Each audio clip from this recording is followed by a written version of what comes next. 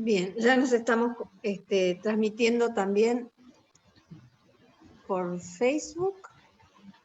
Les damos la bienvenida a los que nos siguen por esa plataforma.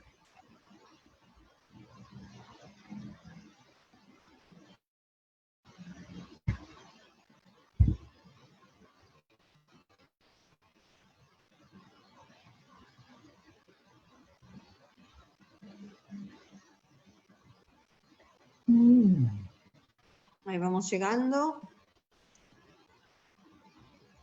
Buenas tardes de Mendoza. Fabiana viene desde Mendoza. Hola, buenas tardes. Qué alegría escucharlos y verlos. Igualmente nosotros, que nos acompañes.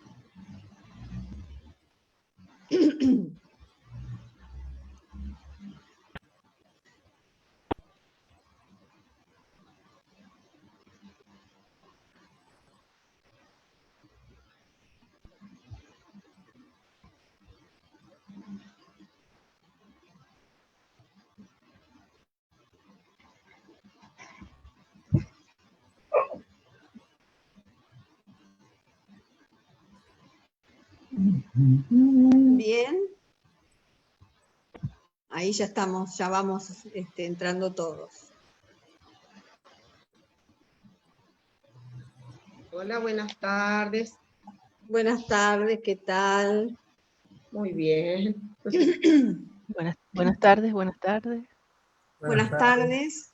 Yo les decía que el encuentro de hoy es más extensa la exposición de Verónica, así que en un minutito vamos a estar empezando, respetando a los puntuales, ¿no? Bueno, muy bien.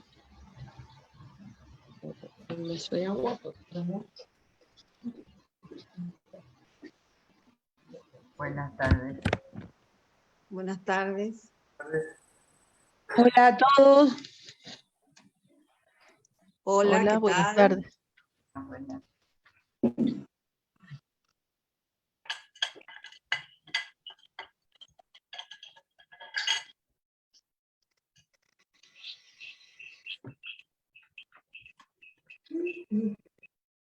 Bueno, aquí estamos todos. Queremos estar. Bien, entonces ya estoy por iniciar, empiezo a grabar. Tratamos de mantener los micrófonos cerrados. Y entonces vamos a empezar con el encuentro de hoy, el segundo de esta semana, y el tema es, la sinodalidad es discernir juntos. Así que damos comienzo. Le damos la bienvenida a Verónica.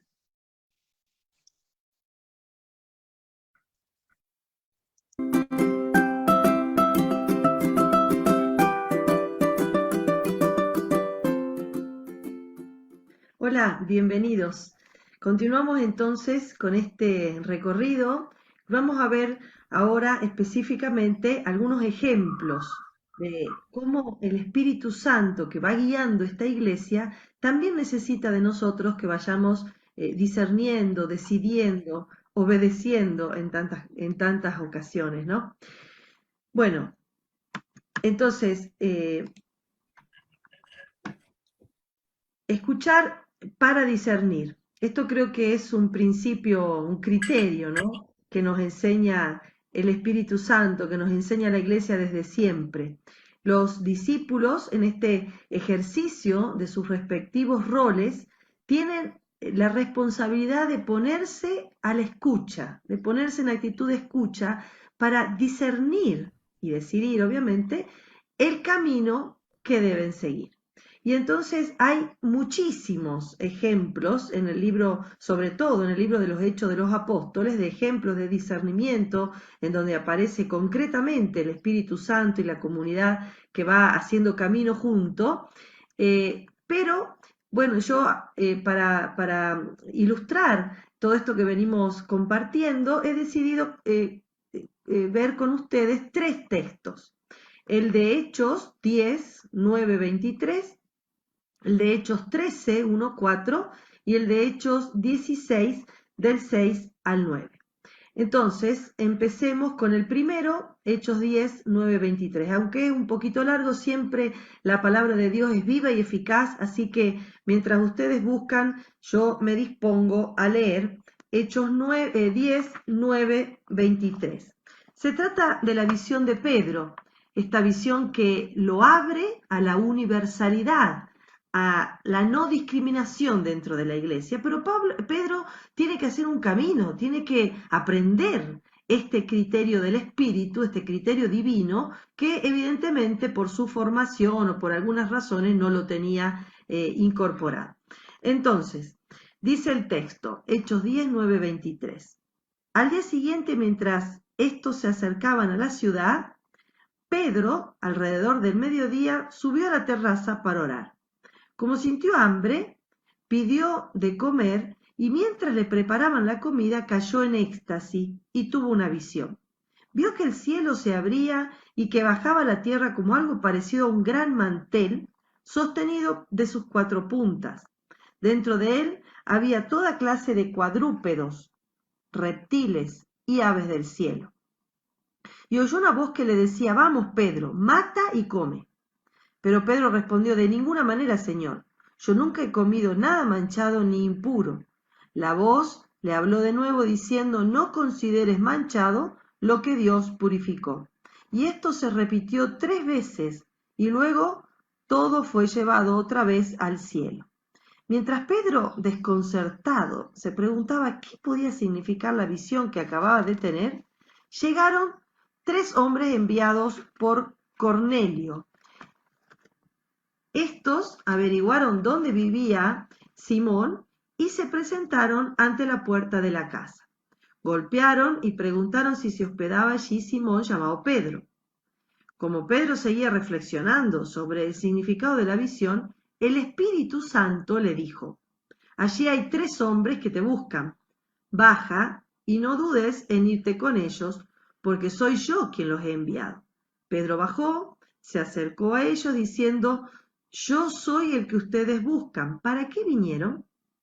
Y ellos respondieron: «El centurión Cornelio, hombre justo y temeroso de Dios, que goza de la estima de todos los judíos, recibió de un ángel de Dios la orden de conducirte a su casa para escuchar tus palabras».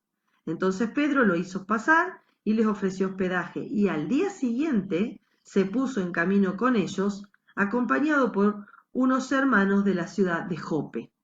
Palabra de Dios. Bueno, está interesante, ¿no? Cómo yo tomé este título que usa esta expresión el cardenal Carlo Martini en este libro con el que yo me he inspirado para este primer texto, el de Hechos 10, Un pueblo en camino. Y entonces el espíritu que desata el nudo de Pedro puede servirnos también para en este recorrido sinodal aprender a dejarnos desatar los nudos que tantas veces tenemos, pero por parte del Espíritu Santo, ¿no? Bueno, vamos a comenzar entonces en Jope, porque allí estaba Pedro, uno de los primeros viajes pastorales de Pedro, enviado junto con Juan, que estaban allí en Jerusalén, fue a Jope. Ahí tienen en el mapa dónde queda Jope, a 51 kilómetros de Cesarea, más o menos a una distancia aproximada también de Jerusalén. Es decir, Jope es una ciudad muy interesante, muy bonita, que tiene una hermosa vista al mar, y que es muy importante, aunque sea casi insignificativa, ¿no? en el mundo bíblico, pero es muy interesante porque allí empieza, por decirlo de alguna manera, la misión de el primer viaje pastoral de Pedro. Y qué interesante que no lo hace por propia iniciativa, no es que él va porque le parece o porque el Espíritu lo manda, no, lo mandan a llamar los hermanos de otra comunidad hermanos paganos, pero también necesitados de evangelización. Y entonces, bueno, vamos a ir entrando en esta pequeña ciudad donde Pedro, como sabemos, hizo uno de sus primeros milagros de resucitar a Tabitá, esta mujer rica en obras, que estaba ahí muerta. Pedro, después de orar, Tabitá, levántate, la resucita. Bueno, Jope es un lugar interesante, ¿no? Acá lo que creo importa destacar es que estamos frente a un Pedro, a una imagen de un hombre que no parece tener mucho que hacer. Espera que lo llamen. No parece tener un gran ímpetu misionero, dice el cardenal Martini, ¿no? Se tiene la impresión de que todo está preparado para subrayar la finalidad que el Espíritu Santo tiene para desatar el nudo de Pedro. Y entonces aparece este Pedro humilde, obediente, que no tiene iniciativas particulares, que no sabe ver muy lejos, que ve las circunstancias así como se le van presentando día a día, pero en Jope lo alcanza el Espíritu Santo. En esta actitud así, aparentemente pasiva, orante, pero no muy misionera, es alcanzada por el Espíritu Santo. Qué lindo, ¿no? Entonces, a ver, nos adentremos a este texto, capítulo 10 del libro de los Hechos de los Apóstoles, versículo 9. Dice que Pedro, alrededor del mediodía, subió a la terraza para orar.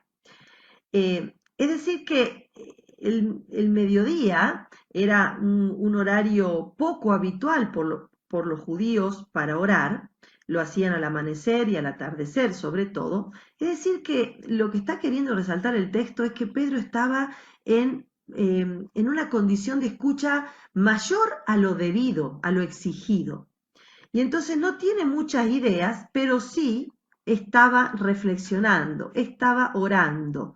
No tiene mucho ímpetu misionero, pero sí estaba predispuesto a acoger la voz del Espíritu.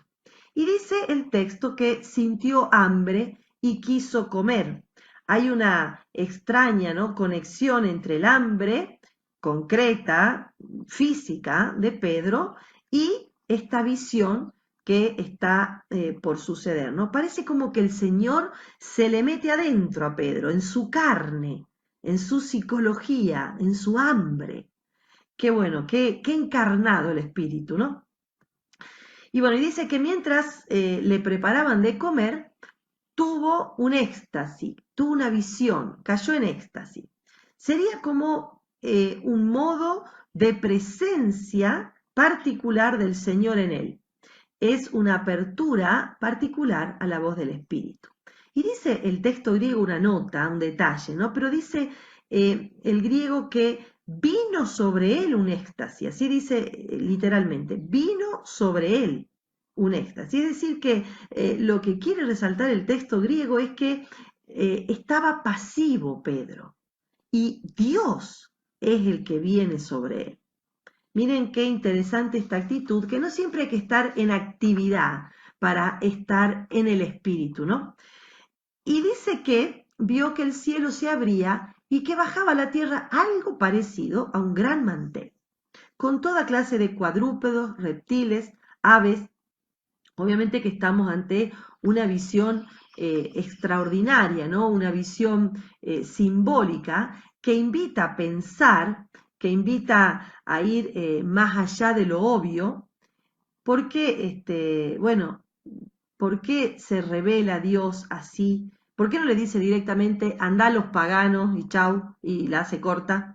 Y bueno, a veces Dios es así, ¿no? No es como nosotros lo esperamos, pero tiene que ver, me parece, como dice Martini, ¿no?, con una delicadeza de Dios.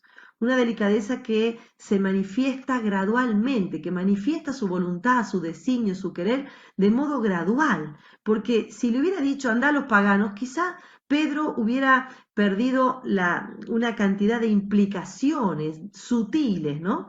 Y entonces se va profundizando la comprensión de Pedro en este mandato que Dios le está haciendo, quizás si hubiera sido más directo Dios, no lo hubiera comprendido totalmente.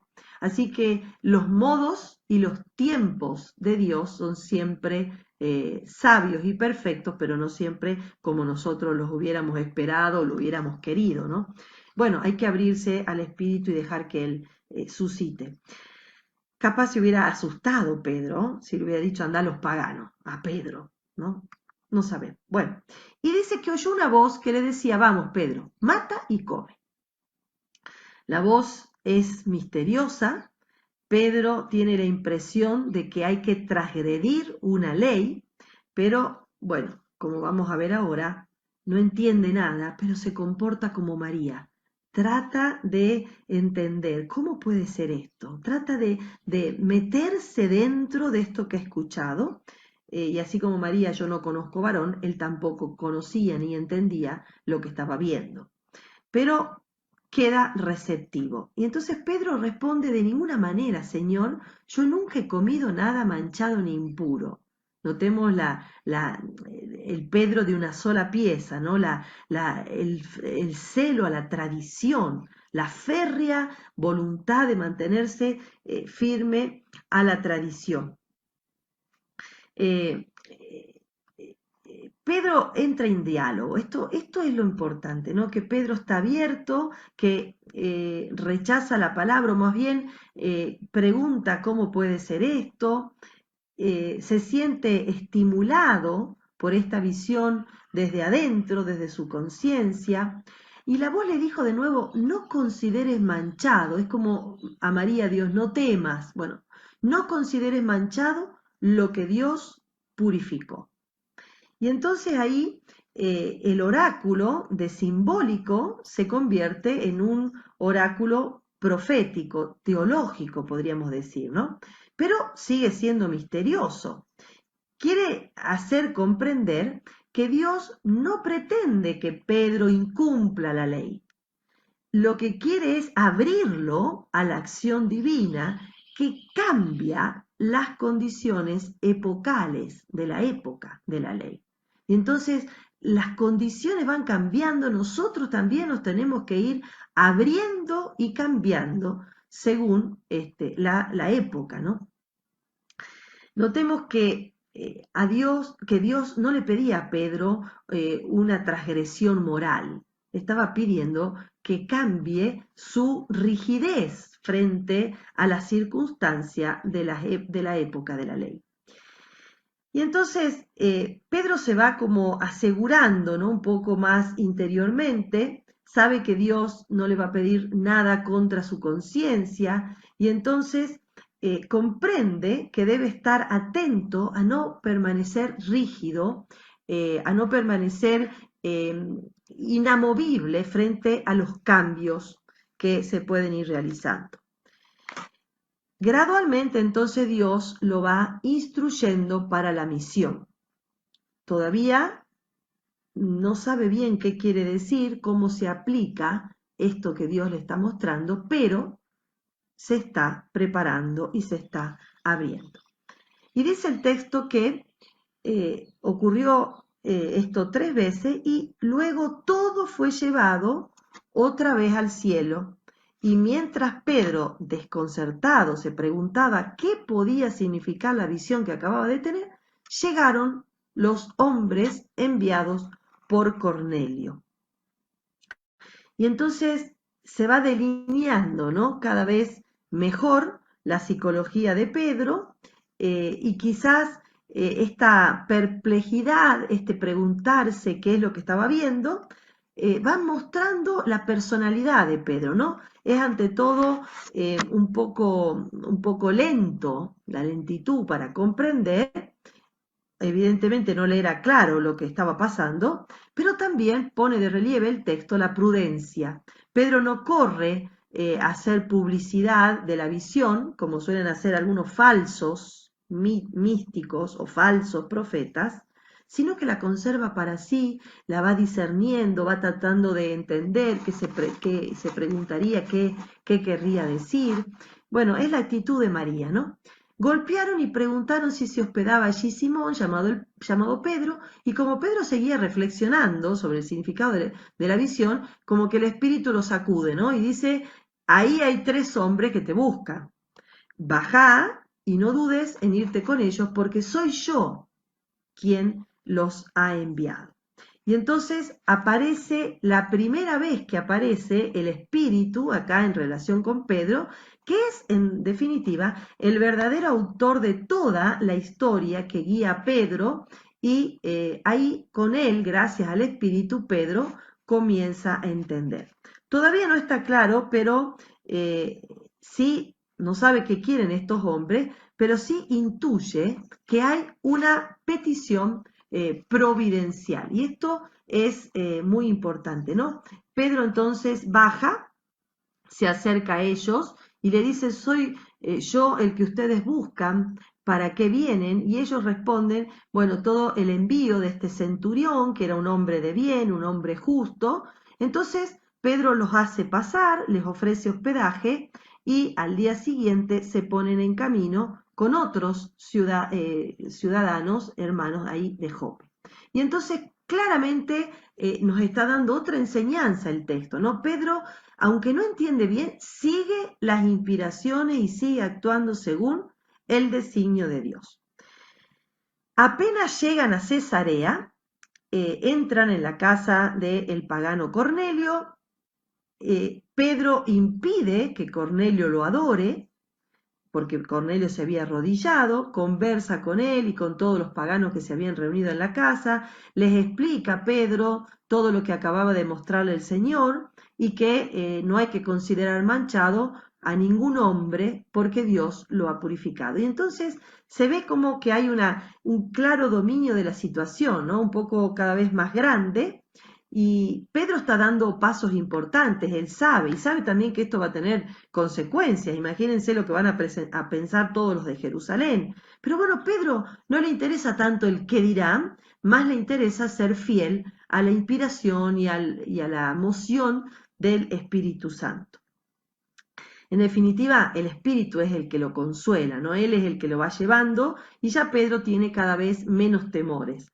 Se estaba empezando a resolver cuestiones de orden práctica, ¿no? Que surgían al ponerse en contacto con los paganos, si estar o no con ellos, si comer o no los alimentos inmolados a los ídolos, es decir, todas cuestiones de ritualismo, de impureza legal, se iban resolviendo. El espíritu iba disolviendo todos estos nudos, todas estas trabas, y entonces Pedro estaba empezando a animarse a afrontar lo que antes no quería afrontar, ¿no? Con amor, con delicadeza, el Espíritu guió a Pedro para que él pudiera actuar el discernimiento de la época y adaptarse a los paganos, a que se abriera a la universalidad que el mismo Jesús había inaugurado, pero que Pedro todavía no, y con los otros discípulos no habían entendido mucho, ¿no? Entonces, el capítulo termina con un increíble discurso de Pedro, querigmático, inclusivo, en el que mientras Pedro estaba hablando, el Espíritu Santo desciende sobre todos los que escuchaban la palabra y ahí quedan bautizados bajo este Pentecostés a los paganos, como le había sucedido a ellos. Y entonces, viendo esta fuerza, ¿no?, del Espíritu Santo sobre los paganos, reconoce Pedro y los que estaban con él el mismo don que habían recibido ellos, también habían recibido estos paganos. Este era el Pentecostés pagano, ¿no? Y entonces así el nudo que bloqueaba a Pedro y a la iglesia de los comienzos, a la iglesia de Jerusalén, quedó desatado. El Espíritu nunca discrimina. Esto es un gran principio de la iglesia que a veces lo olvidamos, ¿no? Este nudo que amenazaba bloquear la misión a los paganos y convertirse como en un obstáculo, ¿no?, para la difusión del cristianismo, queda disuelto. El Espíritu Santo, gradual, pacientemente, deshace el nudo, pero no solamente el Espíritu. También Pedro partiendo de la oración personal, de la disponibilidad que va viendo luz, que va abriéndose a las inspiraciones una tras otra, que va dando pasos necesarios hacia la libertad, también Pedro hace lo suyo. Así que este caminar juntos, qué lindo, ¿no? Entre un Pedro, un líder, el Papa, que tenía algunos nudos, se deja desatar por el Espíritu y bueno, se abre a esta universalidad tan querida por Jesús, pero que costó al principio. Pidamos, ¿no? Yo diría, nos abramos, pidamos al Señor para poder permanecer siempre abiertos y saber poner las premisas, eso de nuestra parte, para que su voluntad se realice en nosotros y en nuestras comunidades. Veamos, le preguntemos, ¿qué tengo que poner yo para que tu Espíritu abra camino en mí y en mi comunidad?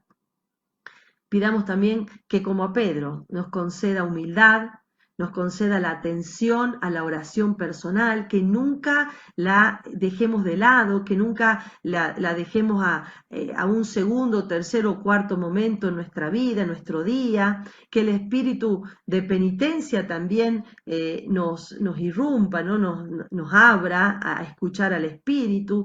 Pidamos la apertura a todos los problemas reales que nos van rodeando, pero de tal manera que podamos conocer la fuerza de lo que Dios quiere y que podamos continuar su voluntad en las certezas que Él nos va dando, ¿no? Nos abramos entonces, como Pedro, al Espíritu. Pero también le pidamos a Pedro que interceda por nosotros, que interceda por nuestra iglesia, para que dispongamos siempre el corazón a los discernimientos epocales y a una cada vez mayor inclusión. Caminar juntos es caminar con todos, a la par, no encima ni por debajo, juntos hacer caminos. Bueno, Pedro tuvo que aprender, también nosotros quizás tengamos algo que aprender. Nos dispongamos a escuchar el segundo texto. Hechos, capítulo 13, versículo 1 al 4. Yo le he titulado a esto, una comunidad madura es inclusiva y misionera. Demos un pasito más, no solo inclusiva, no solo no discriminemos. Este texto que vemos ahora también nos va a dar algunas pautas, algunas claves, pero no olvidemos nunca que en esta inclusión, que en esta no discriminación, tenemos que apuntalar nuestra dimensión misionera. Miren y veamos juntos lo que le pasó a la primera comunidad, cómo empezó todo. Me voy a basar, me voy a inspirar en este momento, en estos versículos, de este comentario a los hechos de los apóstoles de estos autores que tienen ahí en pantalla. Un libro muy interesante que nos da pautas para esta nueva evangelización. Bueno, el texto dice así: en la iglesia de Antioquía había profetas y doctores, entre los cuales estaban Bernabé y Simeón, llamado el Negro, Lucio de Cirene, Manahén, amigo de la infancia de tetrarca Herodes, y Saulo. Un día, mientras celebraban el culto del Señor y ayunaban, el Espíritu Santo les dijo: resérvenme, sepárenme a Saulo y a Bernabé para la obra a la cual los he llamado. Ellos, después de haber ayunado y orado, les impusieron las manos y los despidieron. Saulo y Bernabé, enviados por el Espíritu Santo, fueron a Seleucia y de allí se embarcaron para Chipre. Fíjense, un texto breve, pero buenísimo. Yo diría, a la luz de estos autores, que podemos dividir en 3 secuencias. Una primera secuencia que presenta la lista de los 5 profetas y maestros de la comunidad de Antioquía que estaban celebrando el culto al Señor y estaban ayunando. El Espíritu Santo les habla de forma permanente, pero ahora les confía una misión especial. Bernabé y Saulo deben ser separados para cumplir la vocación a la que habían sido llamados. Una segunda secuencia, el versículo 3, que es el central, el grupo de los 5 que sigue ayunando, después de orar, se divide. Los 3 que quedan imponen las manos a los 2 que se separan. Y una tercera secuencia, el versículo 4, el resto del grupo de los 5, o sea, los 3, despiden de la comunidad a los 2 que fueron llamados, y estos, impulsados por el Espíritu, bajan a Seleucia y de ahí, donde parten para su primer viaje hasta Chipre, y de ahí siguen. Bueno, interesante, ¿no? Un texto sencillo, cortito, pero vamos a ver un poquito de acercarnos. Dice que todo comienza en la iglesia de Antioquía, versículo 1a. Ahí tienen ustedes el itinerario del primero y del segundo viaje misionero que empiezan y terminan en Antioquía. Antioquía es una metrópoli, es una ciudad helenista que en los Hechos de los Apóstoles funciona como un centro misionero.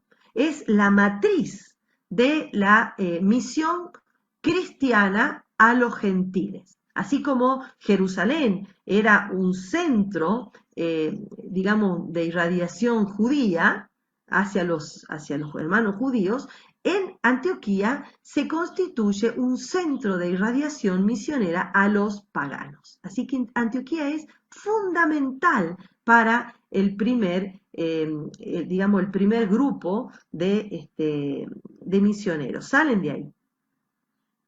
Dice que en esta comunidad había profetas y doctores. Fíjense que había quienes enseñaban, quienes profetizaban, quienes leían los textos bíblicos y los interpretaban. Bueno, pero miren qué chiquitito que están ahí los pies de quienes no estaban todavía constituidos en misioneros.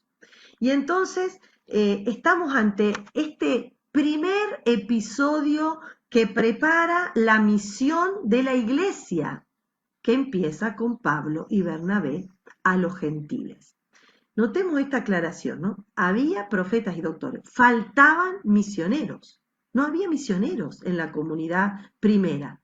¿Y quién detecta el vacío? Bueno, el vacío lo detecta el Espíritu Santo. Dice que el Espíritu Santo es el que advierte que en esta comunidad joven no había misioneros y entonces elige dentro de ella misioneros.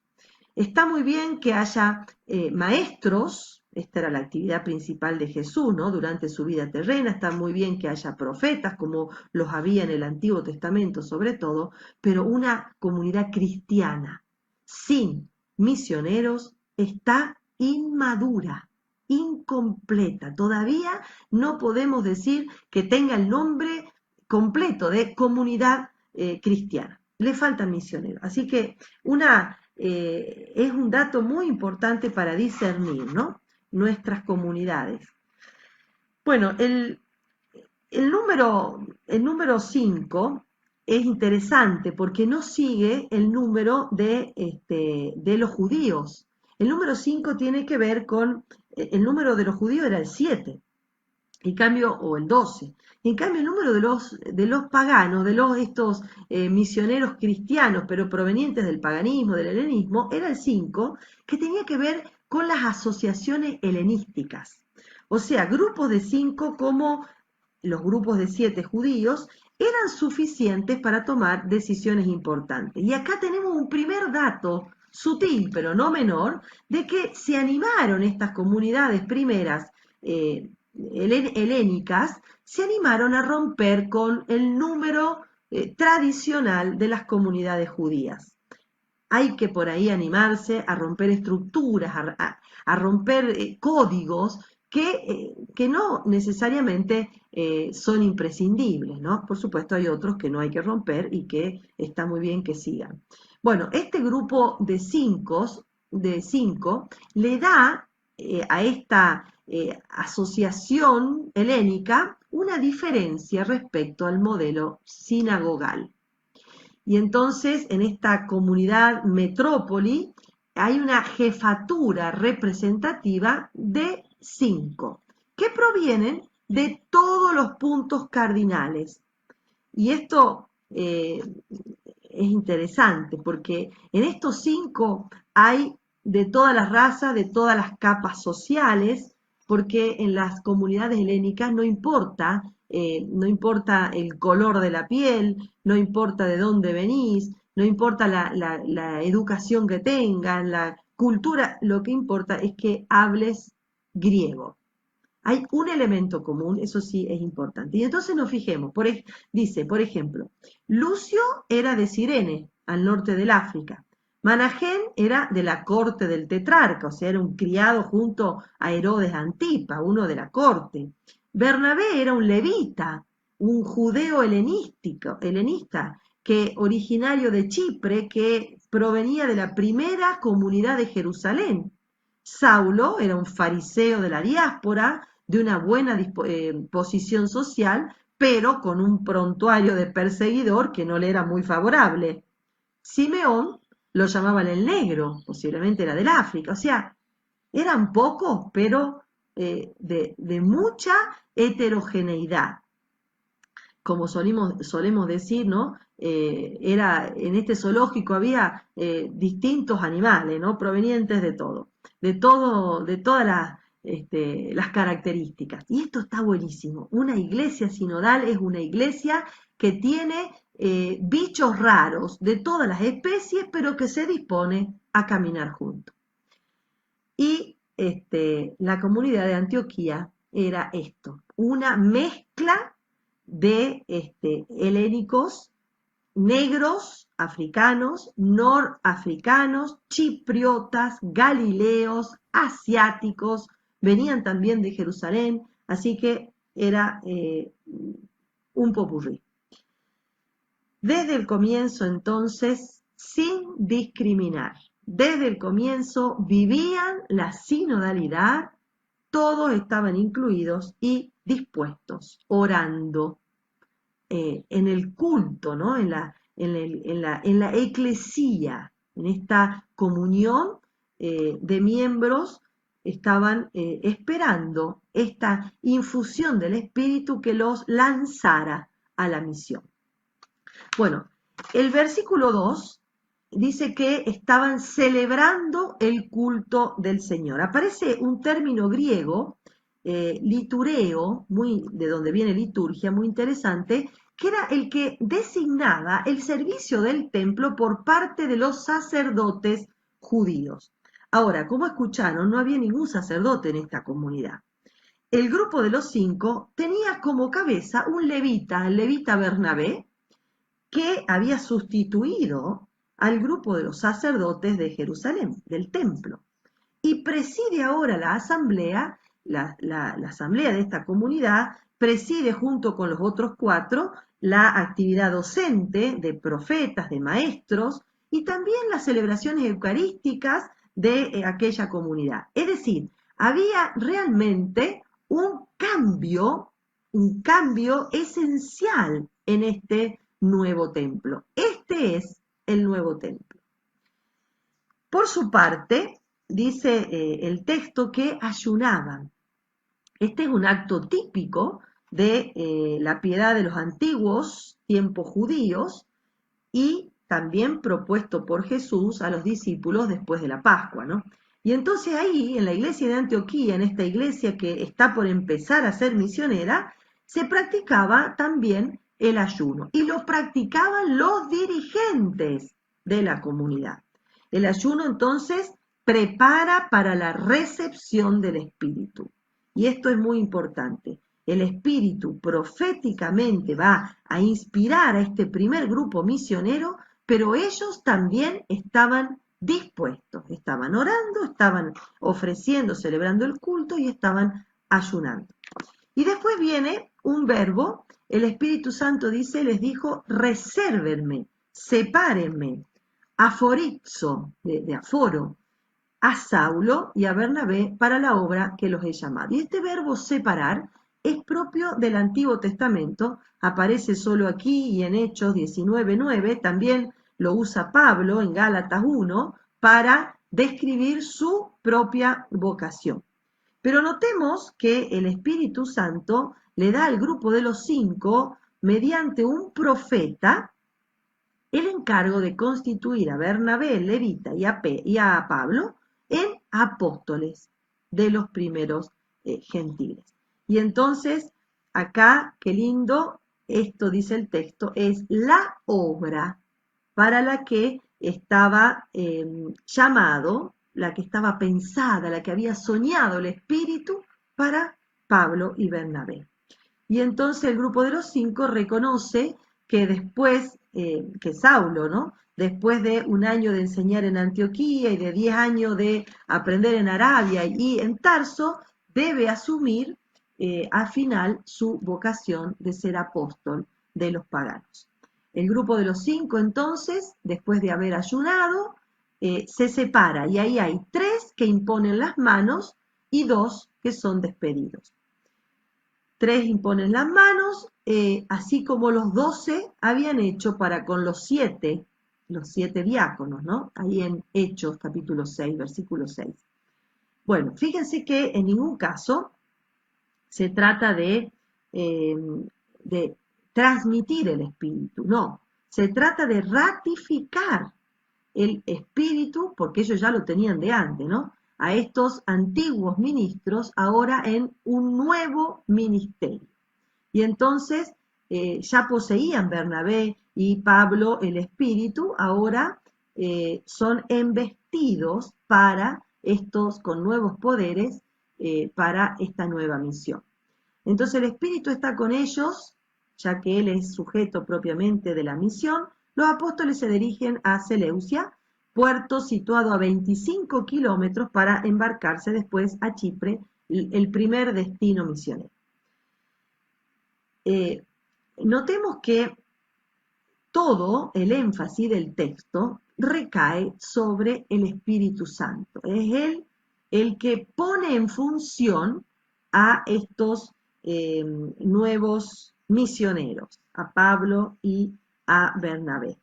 La misión entonces tiene más o menos lugar aproximadamente en el 46, en el 49 después de Cristo, pero ni Bernabé ni Saulo toman la decisión de emprender esta misión por su cuenta. Ellos son instrumentos elegidos por el Espíritu, que es siempre el único motor que hace posible la propaganda de la palabra de Dios. Por eso, si no somos fans del Espíritu Santo, si no lo invocamos continuamente, vamos a tener seguramente en puerta un fracaso. El escenario de parte nuestra, en lo que hay que preparar, es un ambiente de oración, de ayuno, de culto, de imposición de las manos. El resto lo hace el Espíritu de Dios. La comunidad hace entonces, con este gesto de imponer las manos, hace efectiva la vocación de Pablo y de Bernabé, los primeros misioneros, así, digamos, con mayúscula, ¿no? Porque también Pedro y los que iban con él fueron misionando, pero realmente el título de misionero, ¿quién discute que se lo debemos poner en primer lugar a Pablo y a Bernabé? Bueno, la comunidad hace efectiva la vocación y es importante esto, ¿no? Se deciden a vivir juntos, cada uno su propia vocación. Siguen en la comunidad maestros y profetas, y ahora la vocación de misión, de misionar, instituida para estos 2 miembros de la comunidad. Muy bonito este texto. Yo los invito a que pidamos al Señor, a partir de este texto, vivir la sinodalidad, pero no solo desde la comunión entre nosotros, como veíamos en el texto anterior, sino siendo inclusivos con los de Antioquía, siendo inclusivos con tener uno de un lado, del otro, de una profesión, de otra, sino estar siempre en comunión con el Espíritu del Señor. Esa es la verdadera esencia sinodal de nuestra comunidad. Caminar juntos entre nosotros, pero nunca separarnos del Espíritu y en constante discernimiento de sus mociones. porque solo Él sabe cómo y cuándo se puede ir llevando a cabo la voluntad del Padre. Así que bueno, pidamos con este texto esta gracia de la comunión entre nosotros y con el Señor.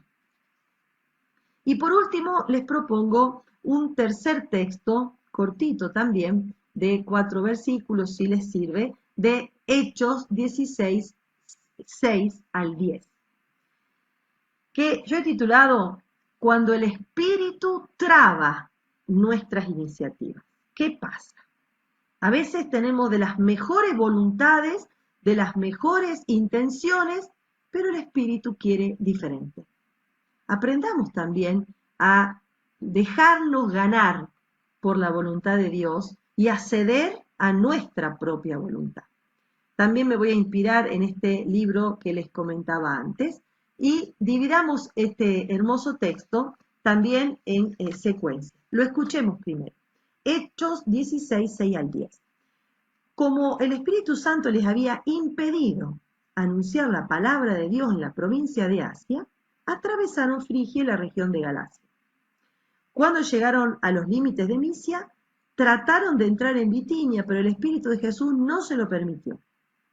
Pasaron entonces por Misia, descendieron a Troade. Durante la noche, Pablo tuvo una visión.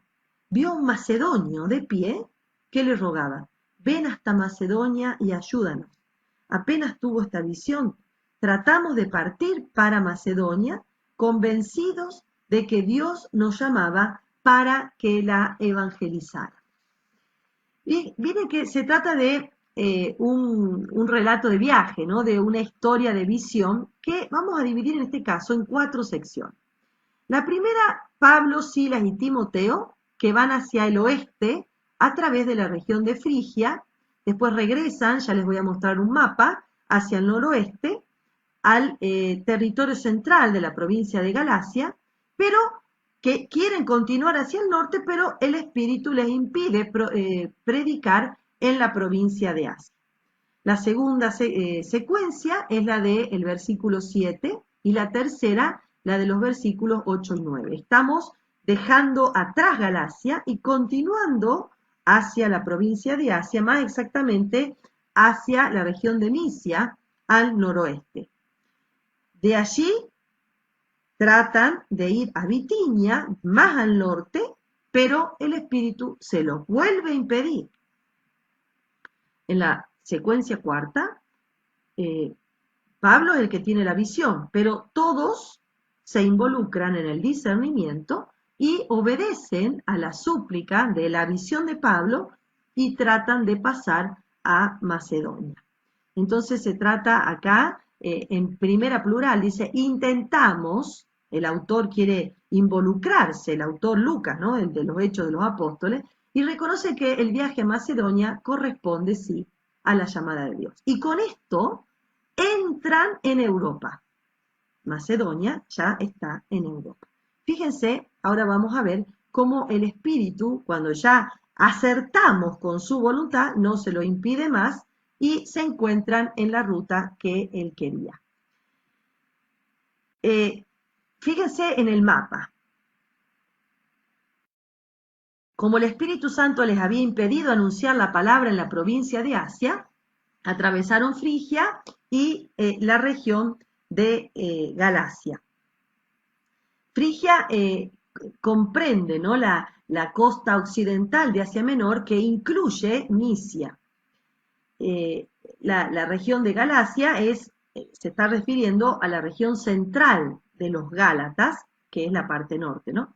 El grupo de los 3 se propone seguir a Misia y de ahí a Bitinia, que comprende la costa, más bien la costa del Mar Negro, del Bósforo, y entonces el Espíritu no quiere que vayan para ahí y les impide tomar esa ruta. Y entonces les está impidiendo ir hacia el norte y tienen que bajar a la región de Misia y de ahí a la costa de Troade, que es el puerto de Alejandría.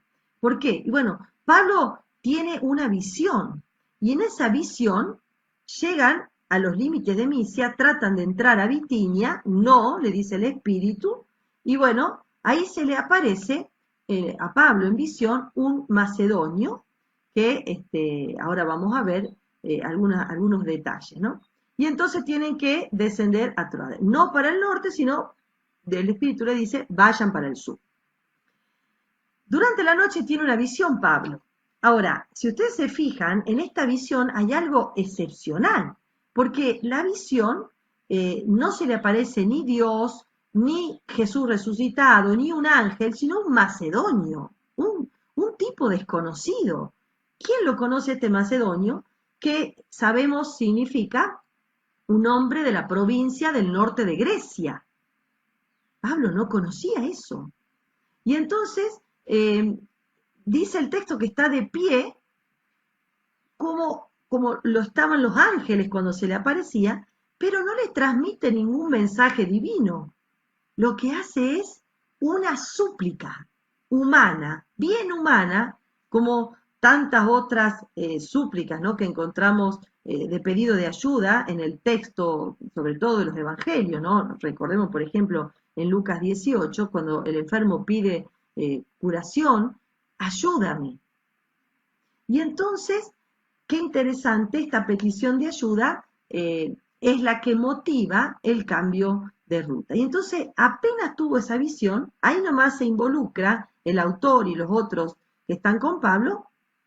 Tratamos de partir para Macedonia convencidos, dice, de que Dios nos llama para la evangelización en aquel lugar. Y ahí entonces tienen Macedonia, Pablo, después de discernir, ¿no?, la visión que proviene de Dios, dice, Macedonia, que ya, como les decía, es parte de Europa, ya queda en Grecia, y ahí concluyen todos que Dios los estaba llamando.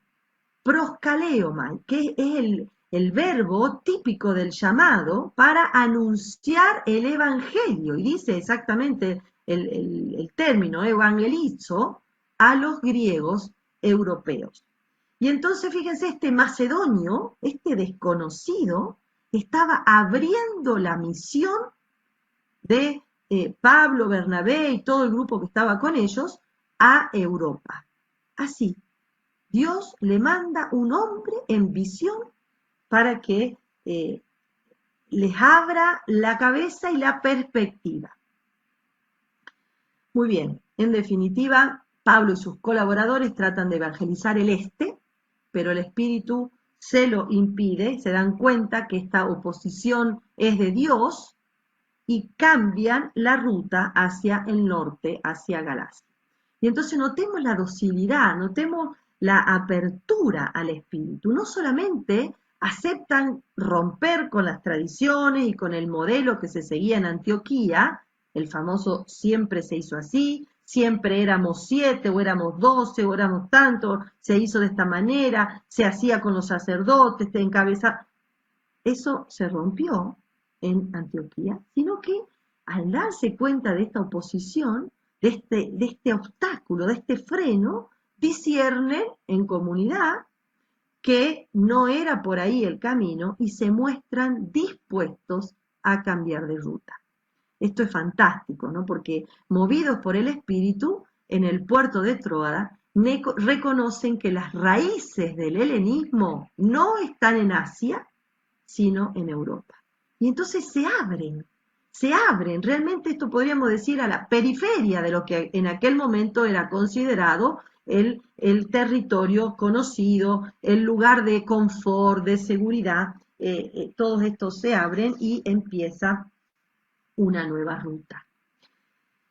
Un camino sinodal entonces, ¿no? Esto de que el Espíritu se lo impide, quiere decir que el Espíritu dispone la comunidad a un proceso de conocimiento y de discernimiento. Es fácil reconocer que el Espíritu Santo y Jesús resucitado son los protagonistas de la misión, eso es muy fácil, pero estas intervenciones divinas, como acabamos de ver, son siempre inseparables de las actividades humanas y de las decisiones humanas autónomas.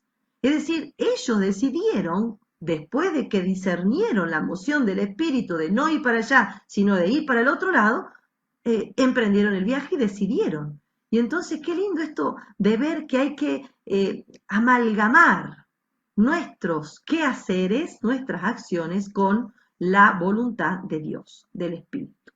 Bueno, y entonces, un camino sinodal implica seguir buscando, seguir reconociendo la necesidad de caminar juntos por nuevos caminos. A veces hay que ir más allá de la frontera de nuestra Asia Menor, de nuestra propia comunidad, de nuestra propia parroquia. Hay que ir más allá, porque si no, el macedonio que necesita ayuda, quizás más allá de mi círculo, si no, no se sana. Si no, no lo conoce a Jesús, si no, no se hubiera convertido nunca, si no hubieran estos primeros misioneros escuchado y actuado la voluntad de Dios. La acción de Dios entonces nunca es estática. Este texto es fantástico, nos enseña que tampoco es totalmente conocida. El perímetro, el recorrido que tendrían que haber hecho, como hubiera hecho uno de Jerusalén, lo tuvieron que cortar, romper, hacer diferente. Entonces este estatismo que a veces que nos da seguridad y confort, hay que romperlo. Caminos nuevos, acciones nuevas, ¿no? El desafío entonces es estar siempre disponibles, estar siempre atentos, siempre en discernimiento, siempre capaces de planear el anuncio del Evangelio de manera razonable, sí, pero creativa. Quizás hay que abrir nuevos aspectos, hay que abrir nuevas rutas, hay que abrir nuevos modos, nuevos métodos, no lo sé. Esto es lo que nos propone, ¿no? Terminemos orando con las palabras del discurso de despedida de Pablo en Mileto. Ya estamos en el capítulo 20. Después de toda la vida misionera de Pablo, en el capítulo 20, ahí en Mileto, antes de ir preso para terminar en Roma, ¿no? Es como el testamento espiritual del apóstol, del misionero Pablo, a los presbíteros, expresión de su dignidad y de sus sentimientos más íntimos, le dice Pablo, y hagamos de estas palabras últimas de Pablo en su discurso, hagamos nuestra oración. Ahora, dice Pablo, como encadenado, habría que entender como urgido por el Espíritu, voy a Jerusalén, sin saber lo que me sucederá allí. Solo sé que de ciudad en ciudad el Espíritu Santo me va advirtiendo cuántas cadenas y tribulaciones me esperan. Pero poco me importa la vida. Mientras pueda cumplir mi carrera y la misión que recibí del Señor Jesús, la de dar testimonio de la buena noticia de la gracia de Dios. Qué bonito. Poco me importa mi vida. Ya no vivo yo, ya Cristo vive en mí y el Espíritu Santo me va advirtiendo que en esta misión, en este desarrollo de la vocación, en este camino sinodal, van a haber muchas cadenas y tribulaciones, pero poco nos tendrían que importar. Sí, eso superado es para dar testimonio y para cumplir nuestra vocación. Fíjense cómo Pablo ilustra estas persecuciones, ¿no? Pero qué generosidad, nunca se guarda nada para sí. Todo lo hizo por y para la gracia del Señor, por y para dar testimonio del Espíritu, por y para preservar la buena noticia, ¿no? Y entonces cumplió su vocación, cumplió su misión y ahora se dispone a seguir su camino.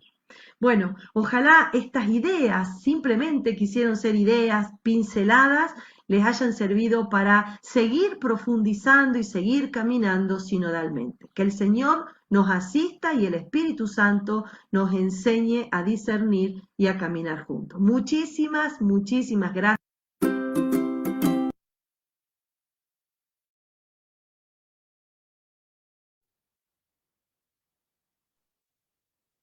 Muy bien, ahora nos encontramos con Verónica, que está por aquí, no la estoy viendo, pero sí sé que está. Acá estoy. Ahí está. Mirá, No te- mirá los pelos porque estoy en el mar. Mirá, estoy en el mar. ¡Ay, de qué Puerto Madryn. lindo! No hace tanto frío como El ayer viento. entonces. está peor que ayer, hay un viento que me lleva por el camino donde no sé dónde, pero bueno, acá quería estar con ustedes y ver si les podía, bueno, si les había gustado, si les había parecido bien esta propuesta de hoy. Buenas noches a todos. Bueno, a ver las preguntas que hay, porque los dejó impactados, me imagino, hoy, ¿no? ¿Se escucha algo, Anita? Perfecto, te escucho. Están Perfecto. todos, quedaron todos enmudecidos de que los lanzaste a las rutas y entonces, a ver, ahora ya seguramente vendrá alguna consulta, alguna pregunta. Pueden abrir los micrófonos.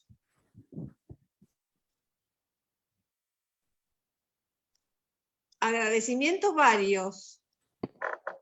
Ay, qué hermoso escucharte, Verónica. Y Bueno, verte también, con los pelos al viento. Sí, estoy con los pelos al viento. Estoy contra una pared porque si me voy para el lado del mar creo que no me ven más, vuelo.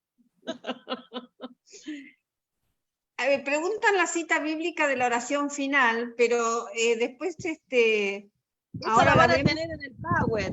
Sí, Es sí, eso de sí. los apóstoles, al final el Mileto, ¿no? Pero la van a tener ahí cuando llegue el Power y el material ese que les voy a juntar a Ana María.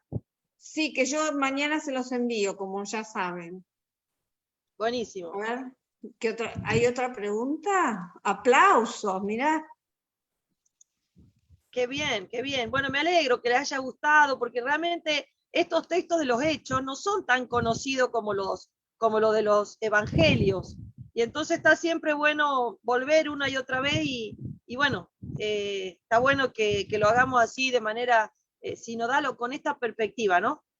Acá estoy con las ballenas, así que si alguno quiere poner alguna ballenita ahí en el Zoom, representa mi lugar. Qué lindo. Sobre todo destacar esto, ¿no? Que la esperanza que nos das, muchos de los que estamos acá, estamos en sínodos diocesanos y escuchamos que es lo mismo, que qué vendrá de nuevo, pero sin embargo esta charla, ahí te pusieron las ballenas, no sé si las viste.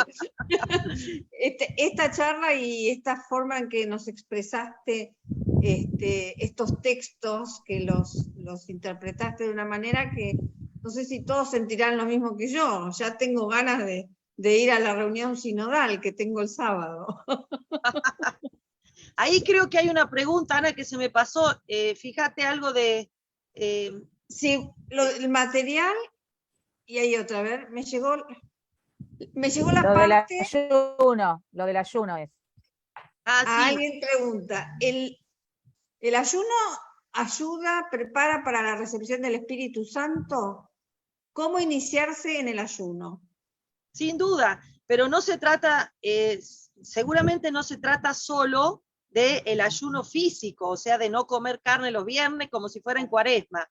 El ayuno sinodal creo que va por otro lado, ¿no? El ayuno sinodal, por ejemplo, puede tener que ver con guardarse las críticas, las murmuraciones de los hermanos, con ir al ritmo del otro. Ayunar quiere decir privarse de correr cuando el otro está caminando, ayunar de críticas, de cosas que rompen la comunión, ayunar a veces de palabras inútiles, de comentarios sin ninguna trascendencia. Eso, que es morir a uno mismo, te abre al espíritu realmente. Y entonces el ayuno, claro que prepara para una experiencia sinodal, pero sobre todo nos dispone a morir para nacer a una realidad nueva, como es la realidad del hombre, la mujer nueva del espíritu, ¿no? Así que hay que ver, cada uno tendría que ver de qué ayunar. No seguramente de carne, porque a veces vieron que en la semana comemos una vez carne y eso no cambia nada.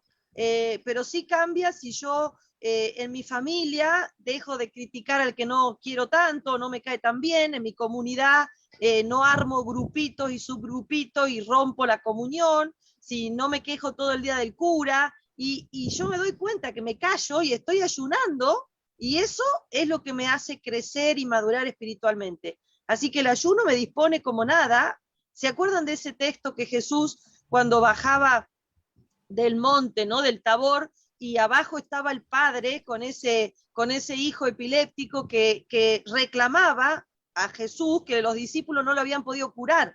Y él le dijo, este tipo de temas, de problemas, se arreglan con oración y ayuno, pero no de carne, sino ayuno de una vida de la carne, una vida carnal, una vida que divide, una vida que critica, que rompe la comunión y que se abre al amor. Entonces, eso hay que preguntarse, ¿no? ¿De qué podemos ayunar para sumar a una comunión familiar, eclesial y de todos los ámbitos, ¿no? Así que seguro que el ayuno nos abre a Dios. Hay un comentario que dice que se sintió tocado cuando dijiste una comunidad madura es inclusiva y misionera.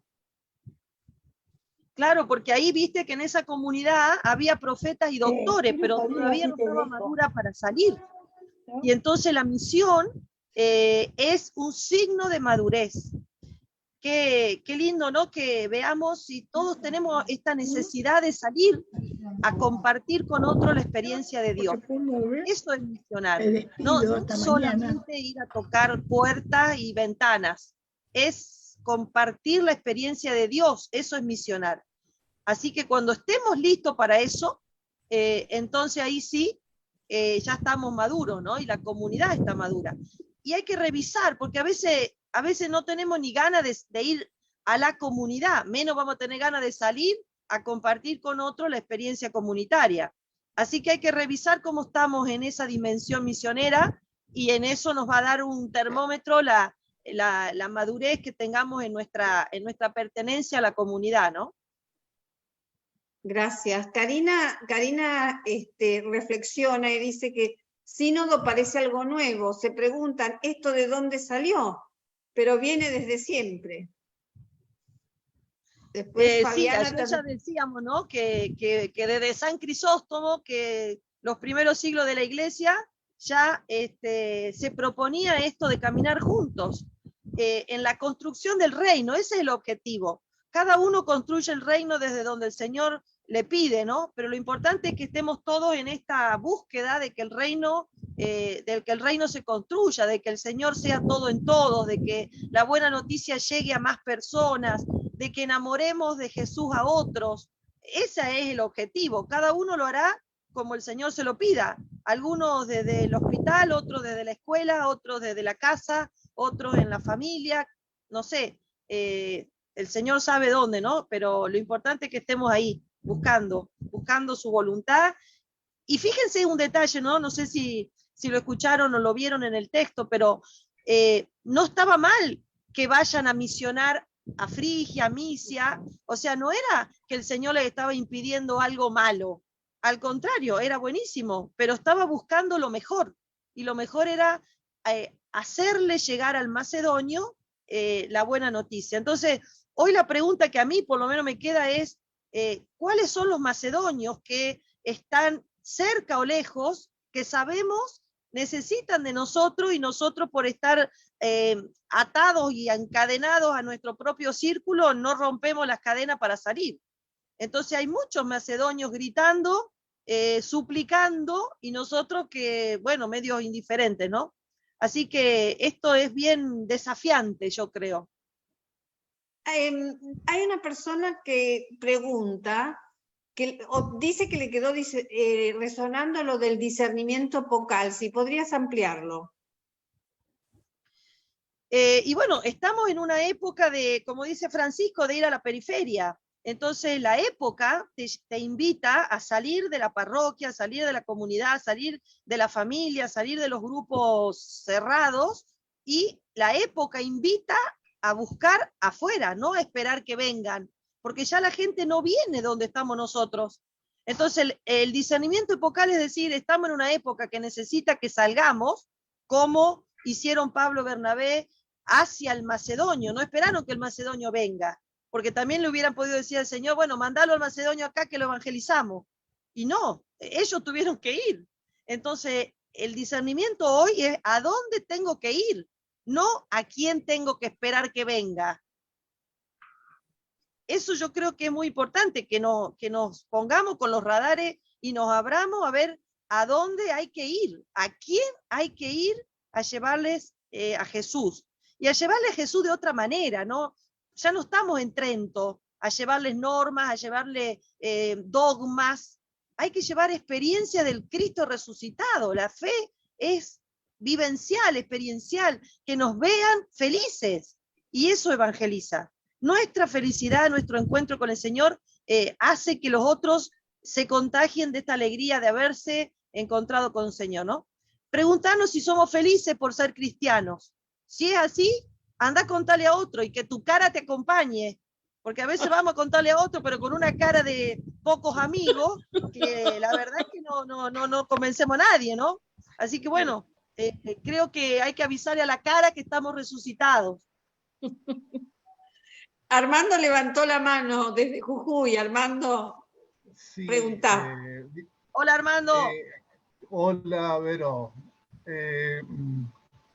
Mira, esto del espíritu siempre está movilizando. El espíritu siempre es inquieto. Ayer lo decías con la imagen del viento y del fuego. Siempre rompe los espacios, no hay vuelta que darle. Y siempre está enviando. Y a ese macedonio que hoy, como lo llama Francisco, las periferias existenciales, materiales, geográficas, etcétera, etcétera, que cada uno nos tendremos que dar cuenta, por eso hay que escuchar, para ver cuál es la periferia que está necesitando evangelizarse. Y que también, dicho sea de paso, vamos a ser evangelizados, seguramente, porque el Espíritu algunas cosas nos va a hacer descubrir en ese ir a llevar la alegría del Evangelio, el testimonio, la experiencia, etc. Vamos y venimos, ¿no? Entonces Sí. hay que largarse, hay que dejarse conducir, como dice Pablo. Tal cual. Coincido con vos y bueno, y a veces también hay que preguntarse después de escuchar, ¿no? Como vos decís, preguntarse a qué macedonio puedo ir yo, porque no todos estamos llamados a ir al mismo macedonio. Cada uno tiene sus dones, sus carismas y sus posibilidades concretas, porque no voy a dejar mi familia, mi marido, mis hijos para irme al África a misionar a los negritos del África. A ver, ¿a quién me llama a mí el Señor a misionar, no? Por ahí algunos tendrán que ir al África o al Asia o claro, no sé dónde, a Guatemala, pero siempre es ahí, en tus lugares, en tu barrio. Cual. Y a veces, muchas veces, aún en la casa, digamos, ¿no? Porque también en la casa adentro a veces hay puertas cerradas que hay que abrir para que también en casa pasen otras relaciones. También en casa hay macedonios. Y a veces el macedonio somos nosotros, ¿eh? A veces somos nosotros que necesitamos ser evangelizados por el Señor de nuevo, reevangelizados. A veces somos nosotros los macedonios. Habría que preguntarse. Por eso digo que ir a evangelizar, también uno ahí es evangelizado. Tal cual. Porque gracias, si hay capacidad de apertura, entonces suceden esas cosas. ¿Algún otro que se larga a comentar algo? No sé si queda alguna preguntita más. Verónica se está volando, pero hay muchos agradecimientos, muy enriquecedor. Celeste dice que le quedó lo de la comunidad hace efectiva la vocación. Así que todos mensajes de agradecimiento, valorando tu claridad. Y bueno, creo que te vamos a dejar ir a ver las ballenas. ¿Pero el viernes volvés? Sí, el viernes vuelvo y ya voy a estar en Buenos Aires, más cerca de ustedes. Bueno, pero muy bien. Entonces te agradecemos mucho que estés con nosotros a pesar de que estás tan lejos y que hay tantas cosas ahí alrededor interesantes como las ballenas. Pero Se escuchan las ballenas. No queremos que te vueles porque debe estar fresco. Así que estamos en horario y todos agradecidos, mandan abrazos fraternos. Así que nos transmitiste tu alegría, nos evangelizaste hoy. Bueno, gracias Anita, a vos y a todo el equipo, y bueno, seguimos en comunión. Vamos para adelante. Bueno, chao. gracias. Ay, chau, buenas noches, que lo pases hermoso, Verónica. Adiós. Chao, chao. Hasta el viernes. Buenas noches a todo el pueblo de Dios que anda por ahí. Buenas noches y mañana nos encontramos de nuevo, ya no con Verónica. El que nos va a acompañar es Gerardo García Herder. Entonces, con él no me traje el título de la charla, pero continuamos mañana. El código para entrar es el esta mismo. semana, entonces. ¿Cómo? ¿El código para entrar es el mismo? Es el mismo, sí. Yo de todos modos les envío el mail con el material de Verónica y les recuerdo el enlace. Buenísimo. Bueno, que tengan una linda noche. Gracias. Buenas noches. Adiós. Hasta mañana. Hasta mañana.